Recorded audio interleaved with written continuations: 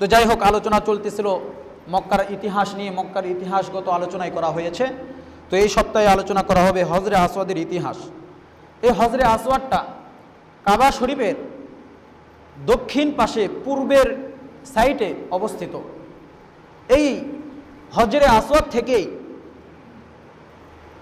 তওয়াফের সূচনা করা হয়, এখান থেকে তওয়াফ শুরু হয়, আবার এখান থেকে এসে তওয়াফ শেষ হয়। তার মানে যে এখান থেকে তওয়াফ শুরু হলে এখানে যখন সে শেষ হয়, শেষ হওয়ার দ্বারা বোঝা যায় যে এক তওয়াফ হলো, তাই না, এক চক্কর হলো। তো এর দ্বারা বোঝা গেল যে হজরে আসওয়াদ থেকেই তওয়াফ শুরু হয় এবং হজরে আসওয়াদ এখানে এসে তওয়াফ শেষ হয়। হজরে আসওয়াদের ইতিহাস কিতাবের মধ্যে উল্লেখ করা হয়েছে যে এর ইতিহাসটা পুরানো ইতিহাস, মানে আদম আলাইহিস সালাম যখন পৃথিবীতে আসছেন তখন থেকে এর ইতিহাস। হাদিসের মধ্যে উল্লেখ করা হয়েছে, তাফসিরে কুরতুবিতে সূরা হাদীদের 25 নম্বর আয়াতের উদ্ধৃতি দিয়ে উল্লেখ করা হয়েছে। হযরতে ইকরিমা রাহমাতুল্লাহি আলাইহি থেকে বর্ণিত, তিনি বলেন, হযরত ইবনে আব্বাস রাদিয়াল্লাহু তাআলা আনহু উনি বর্ণনা করেছেন, ক্বালা সালাসাতু আশিয়া নাযালাত মা'a আদম আলাইহিস সালাম। আদম আলাইহিস সালাম তিনি যখন জান্নাত থেকে আসেন, জান্নাত থেকে আসার সময় তিনটা জিনিস নিয়ে আসছে। কয়টা জিনিস? তিনটা জিনিস। এক নম্বর হলো আল হাজারুল আসওয়াদ ওয়া কানা শাদ্দা বায়াদাম মিনাস সালজি। তিনি হজরে আসওয়াদকে তার সাথে নিয়ে আসছে। এই হজরে আসওয়াদটা ছিল দুধের থেকেও বেশি সাদা। দুই নম্বর হলো ওয়া কানা ওয়া আসা মূসা ওয়া কানাত মিন আসিল জান্নাহ। দুই নম্বর জিনিস তিনি যেটা নিয়ে আসেন সেটি হলো মূসা আলাইহিস সালামের লাঠি, যা জান্নাতের মেদি গাছ দ্বারা বানানো ছিল, আর এর দীর্ঘ ছিল হলো যে মূসা আলাইহিস সালামের সমান 10 হাত লম্বা। সুবহানাল্লাহ বলেন। এরপরে আরেকটা জিনিস নিয়ে আসছে, সেটি হলো লোহা। মোট কথা আমরা জানতে পারলাম এই হাদিস থেকে যে আদম আলাইহিস সালাম তিনি যখন জান্নাত থেকে আসেন, জান্নাত থেকে আসার সময় তিনি এই হজরে আসওয়াদকে নিয়ে আসছেন। তো এই হজরে আসওয়াদটি হলো জান্নাতের একটি গুরুত্বপূর্ণ একটি পাথর। আমার ভাইরা, আমার বন্ধুগণ, এই হজরে আসওয়াদটি কাবা গৃহের মধ্যে, কাবা শরীফের মধ্যে উপস্থিত ছিল। আল্লাহ তাআলা যখন কাবা ঘরকে আসমানে উঠিয়ে নেন, কাবা ঘরকে আসমানে উঠিয়ে নেওয়ার সময় এই হজরে আসওয়াদটি জাবালে কুবাইসের মধ্যে আল্লাহ তাআলা এই পাহাড়ের মধ্যে পাথরকে সংরক্ষণ করে। আমার ভাইরা, আমার বন্ধুগণ, হজরতে জিবরাইল আলাইহিস সালামকে আল্লাহ তাআলা নির্দেশ দিয়ে দিলেন যে যাও জিবরাইল, এই পাথরটিকে তুমি আবু কুবাইস পাহাড়ের মধ্যে সংরক্ষণ করো। আমার ভাইরা, আমার বন্ধুগণ, তাফসিরে কুরতুবির মধ্যে একটি ঘটনা উল্লেখ করা হয়েছে। আল্লাহ তাআলা এই পাথরটিকে জান্নাত থেকে যখন নিয়ে আসলেন, জান্নাত থেকে অবতরণ করলেন। অবতরণ করার পরে তিনি এই পাথরটাকে কাবার মধ্যে স্থাপন করে দিলেন। এখান থেকে মানুষেরা হজ করা এখান থেকেই শুরু করে দেয়। হজের মধ্যে তওয়াফের শুরুটা এখান থেকেই শুরু হয়ে যায়।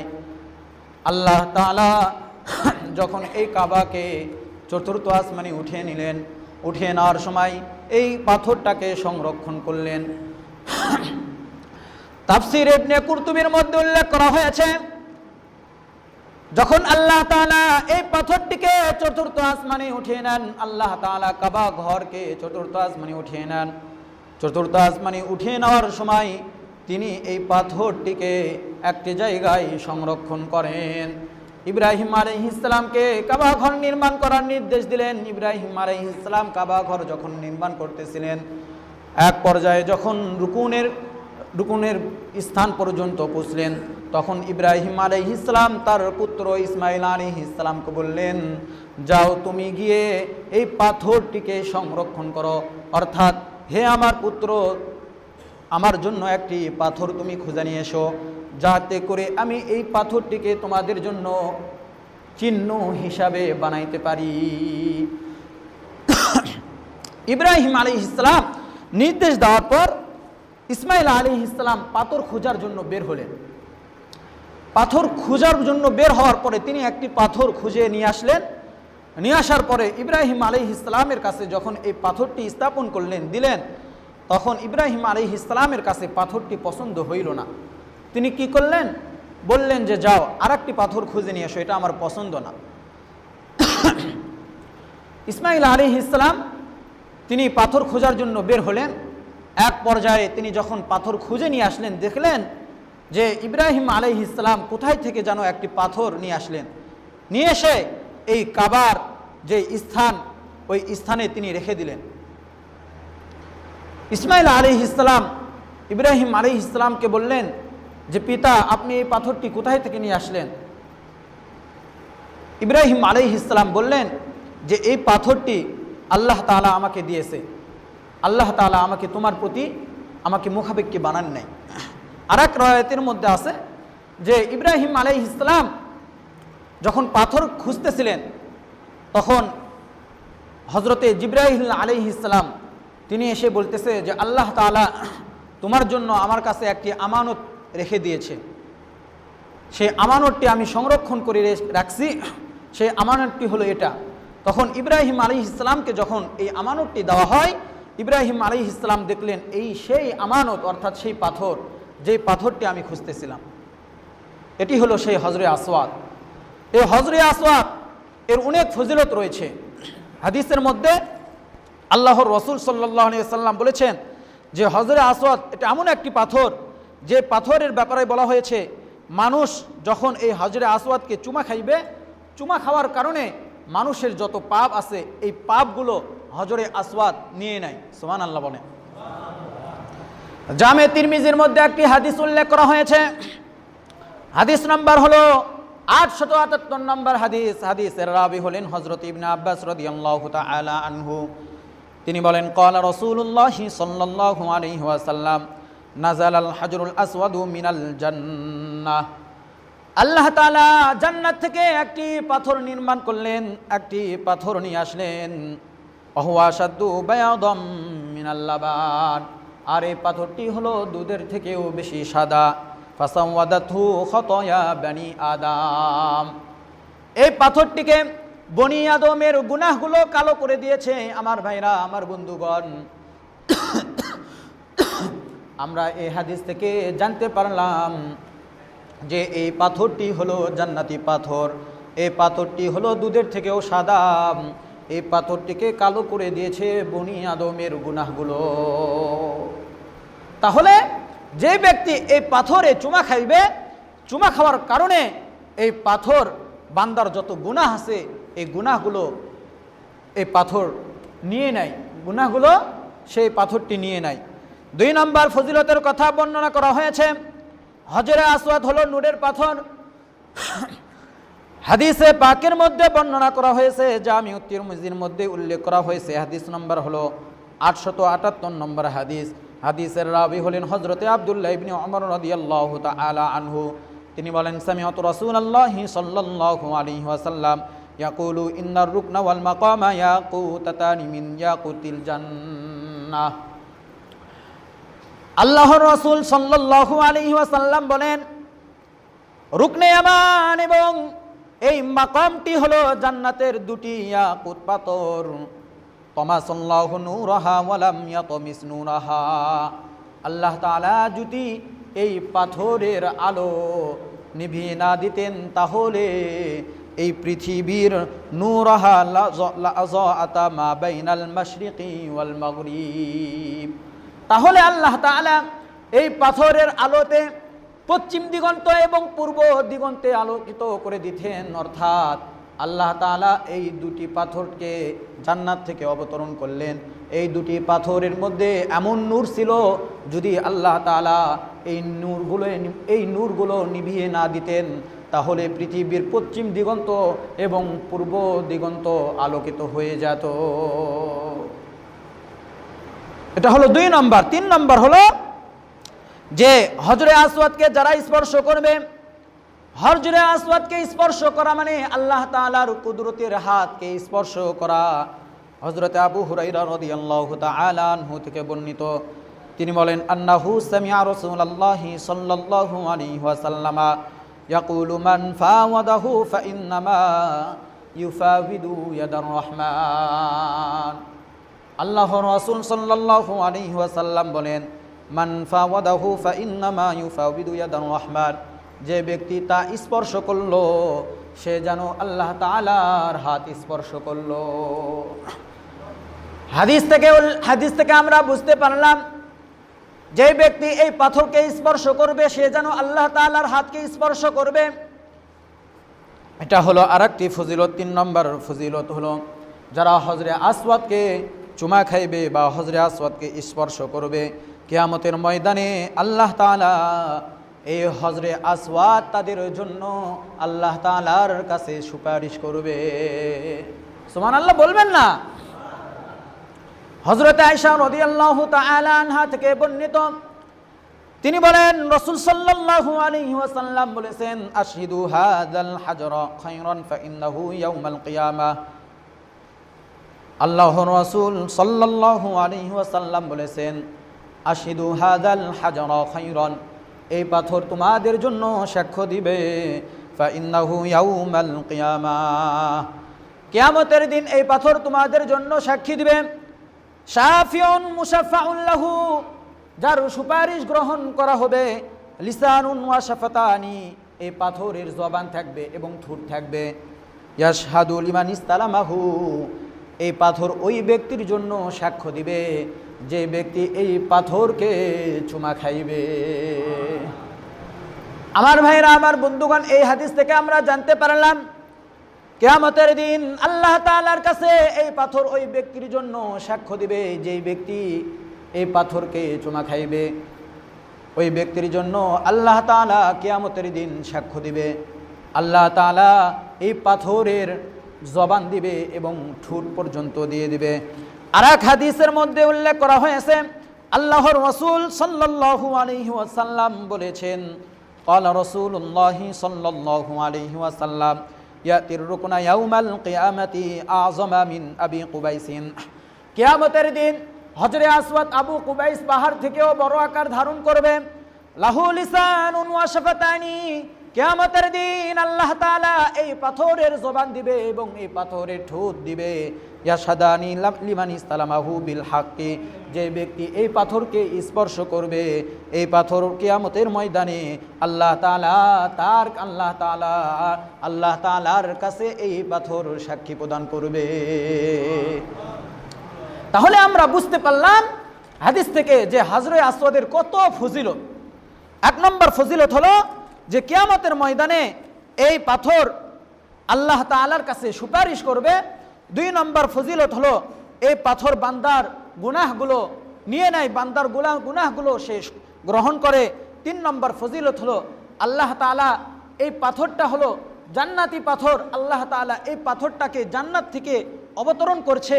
যদি এর আলোকে আল্লাহ তাআলা নিভিয়ে না দিতেন তাহলে এই পৃথিবীর মধ্যে পশ্চিম দিগন্ত এবং পূর্ব দিগন্ত পর্যন্ত আলোকিত হয়ে যেত। সুবহানাল্লাহ বলবেন না?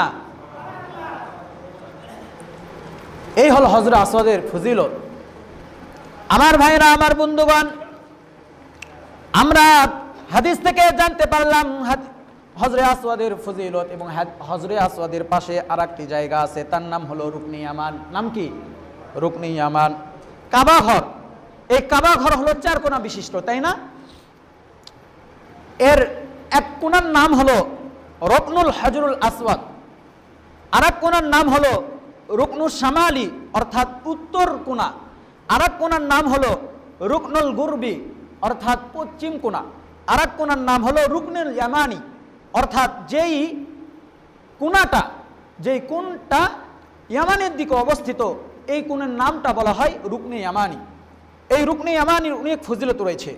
আল্লাহর রাসূল সাল্লাল্লাহু আলাইহি ওয়াসাল্লাম বলেছেন যে হযরতে আব্দুল্লাহ ইবনে সাইব রাদিয়াল্লাহু তাআলা আনহু থেকে বর্ণিত, তিনি বলেন যে আমি রাসূল সাল্লাল্লাহু আলাইহি ওয়াসাল্লামকে বলতে শুনেছি যে আল্লাহর রাসূল সাল্লাল্লাহু আলাইহি ওয়াসাল্লাম বলেছেন, ইয়াকুলু মা বাইনার রুকুনাইনি রব্বানা আতিনা ফিদ দুনিয়া হাসানাতাও ওয়া ফিল আখিরাতি হাসানাতাও ওয়া কিনা আযাবান নার। সুবহানাল্লাহ বলেন। যে হজরে আসওয়াদ এবং রুকনে ইয়ামান এই দুই কোণার মধ্যে যে ব্যক্তি এসে দোয়া করবে আল্লাহ তাআলা তার দোয়া কবুল করেন। তার মানে যে বাইতুল্লাহর মাঝে কিছু জায়গা আছে যে জায়গাগুলোতে দোয়া কবুল করা হয়, তো তার মধ্যে থেকে একটি অন্যতম হলো হজরে আসওয়াদ এবং রুকনে ইয়ামান, এই দুই কোণের মধ্যবর্তী একটি জায়গা, যে জায়গাতে বান্দার দোয়া কবুল করা হয়। হযরতে আব্দুল্লাহ ইবনে সাইদ রাদিয়াল্লাহু তাআলা আনহু তিনি বলেন যে আমি রাসূল সাল্লাল্লাহু আলাইহি সাল্লামকে বলতে শুনেছি, মা বাইনার রুকনাইনি রব্বানা আতিনা ফিদ দুনিয়া হাসানাতাও ওয়া ফিল আখিরাতি হাসানাতাও ওয়া কিনা আযাবান নার। যে ব্যক্তি এই দুই রুকুনের মাঝখানে দোয়া করবে আল্লাহ তাআলা তার দোয়াগুলো কবুল করবে। রব্বানা আতিনা ফিদ দুনিয়া হাসানাতাও ওয়া ফিল আখিরাতি হাসানাতাও ওয়া কিনা আযাবান নার। এর দোয়ার অর্থ হলো, হে আল্লাহ, হে আমাদের প্রতিপালক, আপনি আমাদেরকে দুনিয়ায় কল্যাণ দান করুন। রব্বানা আতিনা ফিদ দুনিয়া হাসানা ওয়া ফিল আখিরাতি হাসানা, এবং আখিরাতে আমাদেরকে কল্যাণ দান করুন। ওয়া কিনা আযাবান নার, এবং আমাদেরকে জাহান্নাম থেকে আপনি মুক্ত করে দেন। আমার ভাইরা, আমার বন্ধুগণ, এই হজরে এই রুকনে ইয়ামানের ফজিলত বর্ণনা করতে গিয়ে একটি হাদিস বর্ণনা করা হয়েছে। আবু দাউদের মধ্যে একটি হাদিস উল্লেখ করা হয়েছে। হাদিস নম্বর হলো 1892 নম্বর হাদিস। হাদিসের রাবি হলেন হযরত জামিউত তিরমিজির হাদিস। হাদিস নম্বর হলো 959 নম্বর হাদিস। হাদিসের রাবি হলেন হযরত উমাইর রাহমাতুল্লাহি আলাইহি। হযরত উমাইর রাহমাতুল্লাহি আলাইহি তিনি বলেন, আমি ইবনে ওমর রাদিয়াল্লাহু তাআলা আনহুকে দেখছি, তিনি ভিড়ের মধ্যেও তিনি মানুষদেরকে ঠেলে ঠেলে হজরে আসওয়াদ এবং রুকনে ইয়ামানকে স্পর্শ করত। আমি ইবনে ওমরকে লক্ষ্য করে বললাম, আমি রাসূল সাল্লাল্লাহু আলাইহি ওয়াসাল্লামের কোনো সাহাবীকে এমন করতে দেখি নাই। আমি তাকে বললাম, হে আব্দুর রহমান, আপনি লোকদের মাঝেও ভিড় হলেও এমন তো অবস্থায় আপনি লোকদেরকে ঠেলে ঠেলে হজরে আসওয়াদ এবং রুকনে ইয়ামানকে স্পর্শ করেন, এর কারণটা কি? তখন হযরতে ইবনে ওমর রাদিয়াল্লাহু তাআলা আনহু তিনি বললেন, আমি কেনই বা স্পর্শ করব না? আমি রাসূল সাল্লাল্লাহু আলাইহি ওয়াসাল্লামকে বলতে শুনেছি, ইয়াকুলু ইন্না মাসহাহুমা কাফফারাতুন লিল খাতায়া। যে ব্যক্তি এই পাথরকে স্পর্শ করবে, পাথরকে স্পর্শ করার কারণে এই পাথরগুলো ওই বান্দার গুনাহের জন্য কাফারা হয়ে যাবে। সুবহানাল্লাহ বলবেন না? এরপরে তিনি বলেন, অসামিয়াতুহু ইয়াকুলু মান তাফা বিহাদাল বাইতি আসবুআন ফাআহসাহু কানা কাইতকি রাকাবাতিন। তিনি বলেন, আমি রাসূল সাল্লাল্লাহু আলাইহি ওয়াসাল্লামকে আরো বলতে শুনেছি যে যে ব্যক্তি এই হজরে আসওয়াদকে সামনে রেখে 7 বার তওয়াফ করবে, 7 বার তওয়াফ করার কারণে আল্লাহ তাআলা ওই বান্দার আমল নামায় একটি গোলাম আজাদ করার সওয়াব তার আমল নামায় লিখে দিবে। আমার ভাইরা, আমার বন্ধুগণ, তিনি আরো বলেন, ওয়াসামিয়াতুহু ইয়াকুলু লা ইয়াযউ কদামান ওয়া লা ইয়ারফাউ উখরা ইল্লা হাত্তাল্লাহু আনহু বিহা খাতিআতান ওয়া কাতাবা লাহু বিহা হাসানাতান। যে ব্যক্তি তওয়াফ করার জন্য এক পা রাখে এবং আরেক পা উঠানোর কারণে আল্লাহ তাআলা তার একটি গুনাহ মাফ করে দেন এবং তার একটি করে তার আমল নামায় একটি করে সওয়াব লিপিবদ্ধ করেন। এই জন্য রুকনে ইয়ামান এবং হজরে আসওয়াদ এটা অত্যন্ত গুরুত্বপূর্ণ একটি পাথর, যে পাথর থেকে হাজিরা কি করতে থাকে? তওয়াফ শুরু করতে থাকে। এই জন্য আমরা যারা হজ করতে যাব, আমরা কি করব? এই পাথরে গিয়া সেখান থেকে আমরা হজের সময় তওয়াফ করতে থাকব এবং তার সাথে সাথে যদি ভিড় না থাকে এই পাথরে গিয়ে কি করব? চুমো দিব এবং এখান থেকে তওয়াফ শুরু করব। আর যদি ভিড় থাকে তাহলে কি করবেন? যদি ভিড় থাকে তাহলে দূর থেকে ইশারা করে আমরা তোয়াফ শুরু করব। আল্লাহ তাআলা আমাদেরকে এই বাইতুল্লাহ জিয়ারত করার তৌফিক দান করুন, সকলে বলি আমিন। আল্লাহ তাআলা আমাদেরকে তার ঘরের মেহমান হিসাবে কবুল করুন, সকলে বলি আমিন। এরপরে আসুন জমজম কূপ। জমজম কূপের ইতিহাস জানা দরকার। এই ইতিহাস জানতে গেলে অনেক বড় ইতিহাস জানতে হবে। যে সংক্ষিপ্ত আকারে বলি, হজরতে ইব্রাহিম আলাইহিস সালাম তিনি মিশরে যাইতেছিলেন। আপনারা সকলেই জানেন যে মিশরে যাওয়ার সময় মিশরের তৎকালীন জামানার যে বাদশা ছিল, ওই বাদশাটা অনেক খারাপ ছিল। তো তিনি কি করলেন, তিনি যেই সুন্দরী মেয়েকে দেখতেন তার সাথে তিনি অপকর্ম করার চেষ্টা করতেন। তো তার এলাকায় হজরতে ইব্রাহিম আলাইহিস সালাম এবং তার স্ত্রী হজরতে সারা আলাইহিস সালামকে নিয়ে তিনি মিশরে অথবা কোনো এক জায়গায় সফর করতেছিলেন। তো এমন অবস্থায় তিনি মিশরের এরিয়ার মধ্যে প্রবেশ করলেন। এমন তো অবস্থায় বাদশার কানে খবর পুছল যে এই এলাকাতে একটা মেয়ে প্রবেশ করছে, খুব সুন্দর। তো বাদশাহ তাকে নিয়ে আসছে তার সাথে অপকর্ম করার জন্য। তো ঘরের মধ্যে যখন প্রবেশ করছে, বাদশাহ সারা আলাইহিস সালামের সাথে যখন অপকর্ম করতে যায়, আল্লাহ তাআলা তাকে জমিনের মধ্যে ঢুসিয়ে দিছে। সুবহানাল্লাহ বলবেন না? বাদশাহ তখন সারা আলাইহিস সালামের কাছ থেকে মাপ চায়। মাপ চাওয়ার পরে আল্লাহ তাআলা তাকে আবার জমিন থেকে উঠিয়ে দেয়। যখন আবার এভাবে 3 বার যখন এই কাজগুলো করতে গেলেন, তখন তিনি বুঝলেন যে না, এই মহিলা কোনো সাধারণ মহিলা নয়। তো তিনি তখন বললেন যে আমি তোমাকে একটি বাদী হাদিয়া দিতেছি। তো তিনি এই বাদশাহ, মিশরের বাদশাহ হাজেরা আলাইহিস সালামকে হাদিয়া হিসাবে, বান্দি হিসাবে দিয়ে দেয়। তো তিনি সারা আলাইহিস সালাম হাজেরা আলাইহিস সালামকে বান্দি হিসাবে পাওয়ার পরে তিনি এনাকে নিয়ে কি করবে, এই জন্য আজাদ করে দিয়ে ইব্রাহিম আলাইহিস সালামকে বললেন যে আপনি তাকে বিবাহ করেন। তো বিবাহ করার পরে এক পর্যায়ে সেখান থেকে হজরতে ইসমাইল আলাইহিস সালামের জন্ম হয়। তো অনেক বড় ইতিহাস। তো এক পর্যায়ে তিনার কান ফুরা হয়। হজরতে সারা আলাইহিস সালাম তিনি মান্যত করলেন যে আমি তোমার কানকে ফুরিয়ে দিব, মানে তোমার কান কাটবো। তখন ইব্রাহিম আলাইহিস সালাম বললেন যে তুমি তো অনেক বড় একটি বিষয় মানে বলছো, তাহলে কি করা যায়, তাহলে কোনো একটি ছোট একটি জিনিস দিয়ে তার কানটা ফুরা হোক। তো তখন কান ফুরা দিয়ে কি করা হলো, সেখানে কিছু একটা বালা অথবা কোনো কিছু পরে দেওয়া হলো। দেখা গেল যে আরো সৌন্দর্য বৃদ্ধি হয়েছে। পৃথিবীর ইতিহাসে এই প্রথম যে সারা আলাইহিস সালামের কান ফুরা হয়েছে। এবং সারা আলাইহিস সালাম পৃথিবীর ইতিহাসে যিনি নূপুর পড়ছে, অর্থাৎ হাজেরা আলাইহিস সালাম তিনি পৃথিবীর ইতিহাসে সর্বপ্রথম নূপুর পড়ছে। সারা আলাইহিস সালাম তিনি আবার মান্যত করলেন যে আমি তোমাকে তোমার পায়ে শিকল পরাইব, যাতে করে তুমি চলতে না পারো। কারণ ইব্রাহিম আলাইহিস সালামের ভালোবাসা তার প্রতি বেশি, তাই না? কারণ সাধারণ নিয়ম হলো যে যার সন্তান হয় তার প্রতি কিন্তু মেয়েদের বেশি টান থাকে, আর যে মেয়েটা বন্ধা থাকে তার প্রতি অত চাহিদা থাকে না, তাই না? এটাই কিন্তু আমাদের নিয়ম। তো ঠিক এরকমভাবে ইব্রাহিম আলাইহিস সালামের ভালোবাসাটা তার প্রতি বেশি ছিল। এই জন্য সারা আলাইহিস সালাম তাকে বারবার শর্ত আরোপ করতেছিল। এক পর্যায়ে আল্লাহ তাআলা তাকে জানিয়ে দিলেন যে যাও, তুমি হাজেরা এবং ইসমাইলকে নিয়ে মরু প্রান্তে যেখানে কোনো লোক বসবাস করে না সেখানে রেখে আসো। হযরত ইব্রাহিম আলাইহিস সালাম আদেশ পাওয়ার পরে তিনি হযরতে হাজেরা এবং ইসমাইল আলাইহিস সালামকে নিয়ে তিনি মক্কায় রেখে আসলেন। কিতাবের মধ্যে উল্লেখ করছে হযরতে ইব্রাহিম আলাইহিস সালাম যখন তাদেরকে রেখে আসতেছিলেন, হযরতে হাজেরা আলাইহিস সালাম তার পিছনে পিছনে আসতেছিলেন। এক রাওয়ায়াতের মধ্যে উল্লেখ করা হয়েছে হযরত ইব্রাহিম আলাইহিস সালামকে আল্লাহ তাআলা নির্দেশ দিলেন যে তুমি তার সাথে কোনো প্রকারের কথা বলবে না। হযরতে হাজেরা আলাইহিস সালাম তার পিছনে পিছনে আসতেছিলেন। এমন পর্যায়ে হযরতে হাজেরা আলাইহিস সালাম ইব্রাহিম আলাইহিস সালামকে বললেন যে এই মরু প্রান্তে মানুষ শূন্য এলাকায় তুমি আমাকে কার কাছে রেখে আসতেছো? হযরতে ইব্রাহিম আলাইহিস সালাম হাতের ইশারায় বললেন যে আমি আল্লাহ তাআলার কাছে রেখে যাইতেছি। আমার ভাইরা, আমার বন্ধুগণ, হযরতে হাজেরা আলাইহিস সালামের কাছে এক প্যাকেট খেজুর ছিল।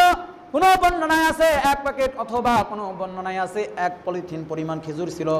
আর এক বর্ণনায় আছে এবং তার সাথে পানিও ছিল, 1 বোতল পরিমাণ পানি ছিল। এই পানি 3 দিন পরে শেষ হয়ে যাওয়ার পরে হযরতে ইসমাইল আলাইহিস সালাম তিনি পেরেশান হয়ে গেলেন। আমার সন্তানের দুধ আমি খিলাইতে পারতেছি না। এই কারণে হযরতে হাজেরা আলাইহিস সালাম তিনি বিচলিত হয়ে তিনি কি করলেন, তিনি দেখলেন যে মারওয়া পাহাড়ের মধ্যে কি যেন চিকচিক করতেছে। তিনি ভাবলেন হয়তো সেখানে পানি পাওয়া যাইবে, এই জন্য তিনি মারওয়া পাহাড়ে চলে গেলেন। সেখানে পাহাড়ের উপরে ওঠার পরে তিনি দূরে দূরে দৃষ্টিপাত করলেন, যে দেখলেন কোথাও পানি নাই। আবার তিনি দেখলেন যে সফা পাহাড়ের প্রতি দৃষ্টিপাত করলেন। দৃষ্টিপাত করার পরে তিনি সেখানে দেখলেন যে সেখানে চিকচিক করতেছে। তিনি ভাবলেন হয়তো পানি পাওয়া যাবে। এরপরে তিনি সফা এবং সাহির মধ্যে, মারওয়া এবং সফা এই দুই পাহাড়ের মধ্যে তিনি 7টি চক্কর দিলেন। 7টি চক্কর দেওয়ার পরে তিনি এক পর্যায়ে তার সন্তানের কাছে এসে দেখলেন যে কোনো বর্ণনার মধ্যে আছে যে হজরতে ইব্রাহিম, হজরতে ইসমাইল আলাইহিস সালামের পায়ের ঘষানিতে সেখান থেকে জমজম পানির কূপ শুরু হয়ে যায়। আবার কোনো বর্ণনায় আছে যে হজরতে জিবরাইল আলাইহিস সালাম সেখানে উপস্থিত হয়ে আল্লাহ তাআলা জিবরাইল আলাইহিস সালামের পায়ের ঘষণিতে সেখান থেকে জমজম কূপ চালু করে দেন। তো এই জমজম কূপ সেখান থেকে চালু হয়ে যায়। আজও এই জমজম কূপ চালু আছে। তো জমজম কূপের অনেক ফজিলত রয়েছে, যে যদি কোনো ব্যক্তি এই জমজমের পানি যদি পান করে, যে অসুস্থ ব্যক্তি জমজমের পানি পান করলো এই কারণে যে আল্লাহ তাআলা তাকে যেন সুস্থ দান করে, তাহলে সে সুস্থ হয়ে যাবে। এরপরে হাদিসের মধ্যে আরও বর্ণনা করা হয়েছে যে এই জমজম এর পানি পান করার আদব হলো যে পশ্চিম দিকে হয়ে দাঁড়ানো অবস্থায় 3 নিঃশ্বাসে পানি পান করবে। এরপরে যদি কোনো ব্যক্তি এই জমজম পানিকে পান করে, তাহলে আল্লাহ তাআলা তার ক্ষুধাকে নিবারণ করে দিবে। মানে জমজম পানি এটা তো পানি, আবার তার সাথে সাথে এটা খাদ্য, মানে এই পানির মধ্যে খাদ্যও আছে আবার পানিও আছে। হযরতে আবু যর রাদিয়াল্লাহু তাআলা আনহু তিনি গিফারি গোত্রের কি ছিলেন, লোক ছিলেন। তিনি সেই গিফারি থেকে রাসূল সাল্লাল্লাহু আলাইহি ওয়াসাল্লামের কাছে আসে ইসলাম গ্রহণ করার জন্য। অল্প না, ইসলাম গ্রহণ করার জন্য তিনি আসে। আসার পরে তিনি দেখলেন যে রাসূল সাল্লাল্লাহু আলাইহি ওয়াসাল্লাম তো আছে, রাসূল সাল্লাল্লাহু আলাইহি ওয়াসাল্লামের কাছে যাওয়ার সাহস তার নাই, কারণ ওই সময় তো ইসলাম প্রচার হইতেছিল গোপনে গোপনে। তিনি মক্কায় অবস্থান করলেন 21 দিন পর্যন্ত। হাদিসের মধ্যে, বুখারী শরীফের মধ্যে উল্লেখ করা হয়েছে যে তিনি মক্কায় অবস্থান করছে 21 দিন পর্যন্ত। রাসূল সাল্লাল্লাহু আলাইহি ওয়াসাল্লামের কাছে যখন তিনি সাক্ষাৎ করলেন, সাক্ষাৎ করার পরে রাসূল সাল্লাল্লাহু আলাইহি ওয়াসাল্লাম তাকে বললেন, আচ্ছা তুমি 21 দিন কি খেয়ে অবস্থান করছো? হযরত আবু যর রাদিয়াল্লাহু তাআলা আনহু বললেন যে আমি এই জমজম কূপের পানি খেয়ে এখানে অবস্থান করছি। তাহলে বোঝা গেল যে জমজম কূপ এটা তো পানি, তার পাশাপাশি এটা খাদ্য। তো যাই হোক, আল্লাহ তাআলা আমাদেরকে এই জমজম কূপ থেকে, জমজম কূপের পানি আমাদের তকদিরে লেখে দিক, সকলে বলি আমিন। এবং যারা আমরা মানে হজ করতে যাব, এই জমজম কূপের পানি কি করে নিয়ে আসবো, সংগ্রহণ করে নিয়ে আসতে পারবো। হযরত আয়েশা রাদিয়াল্লাহু তাআলা থেকে বর্ণিত করা হয়েছে। তো যাই হোক, যা কিছু বলা হলো আজকের আলোচনায়, আল্লাহ তাআলা আমাদেরকে ওপর আমল করা তৌফিক দান করুন এবং আল্লাহ তাআলা আমাদেরকে কাবা ঘরের মেহমান হিসেবে কবুল করুন, সকলে বলি আমিন।